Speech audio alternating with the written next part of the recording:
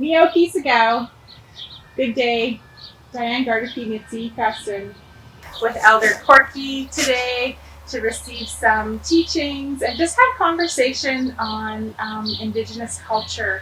I have tobacco, which is a protocol offering when we are sitting with elders or knowledge keepers to present so that we could ask questions or share knowledge or stories.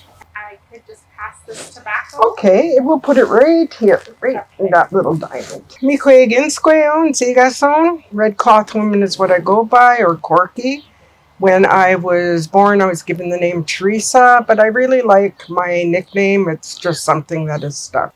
So thank you, Diane, for the tobacco. The tobacco I will hold tonight, and I'll continue to pray with it for a couple days. Thank you for doing that, because especially before medicines, that tobacco is very important. So I can only talk to you the way I've been taught my teachings about it. You can go to any other Indigenous person, Indigenous elder. They're going to have a little bit of a different teaching maybe. We have to respect. We have to respect the way all elders speak about their medicines and speak about their teachings. The tobacco goes before all the other medicines. Even before we pick the sage, or sometimes even before we'll plant our garden, that tobacco will go down. Even before we pick this false tobacco, the tobacco will go down. The tobacco is the first medicine. It sits in the east, the direction of new beginnings. Sage, this is probably one of the most favorite things I can do is to pick medicines. Because once you know where you're going, and you've made that prayer and you're in the right state of mind to pick the sage, and you know where you're going, you pack a little lunch, you say your prayers before you start. Something happens after you start picking your sage or your sweetgrass or your medicine. All of a sudden you'll find that you're letting your mind relax, and all of a sudden it's just you and the plants. And it becomes something very holy. It's like a transfer between Creator, you, and the plant, your Mother Earth. And that's how sacred, the sage is to us. It's so sacred that we call it a medicine, because it works for us just like that medicine you get from the drugstore. It can make us feel good.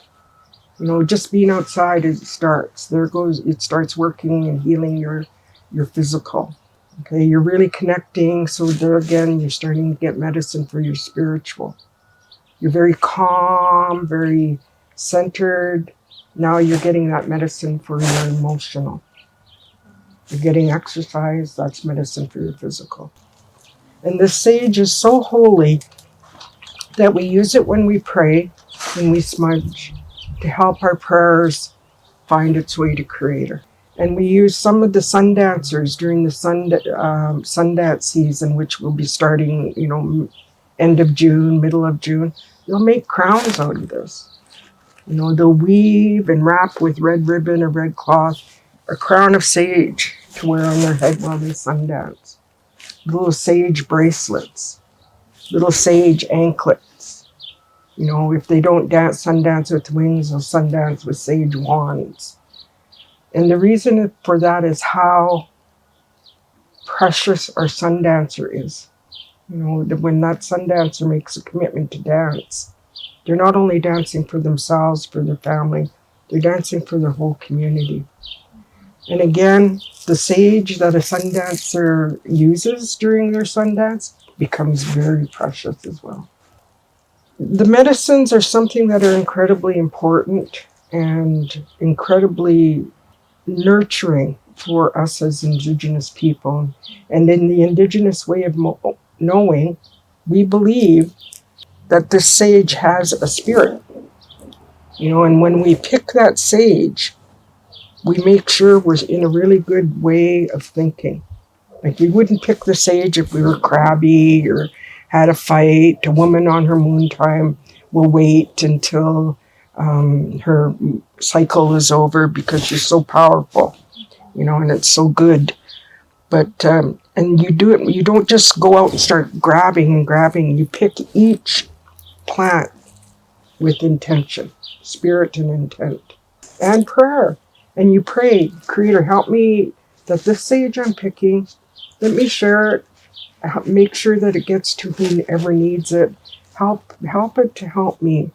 Okay, this sage that we're picking this summer, let me help it to remind me in the dead of winter when I picked it. And the life of summer is still in this to give us life to keep going.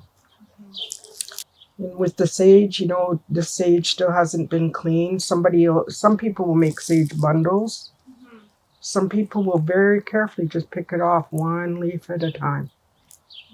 And this never gets thrown away, what's left over. The seeds can be used, they can be put back, take them back to where you picked the sage. It can go out there.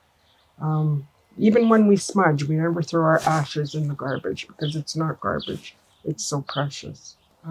If you're out picking your medicines and you're getting really bothered by mosquitoes or biting insects, pick one of your fresh sage plants, put it into a ball, rub it on you. It'll keep the little bugs away. Some people will use it for a tea, especially mixed with a little bit of wild mint and a little bit of rat root is very good tea during this time of COVID.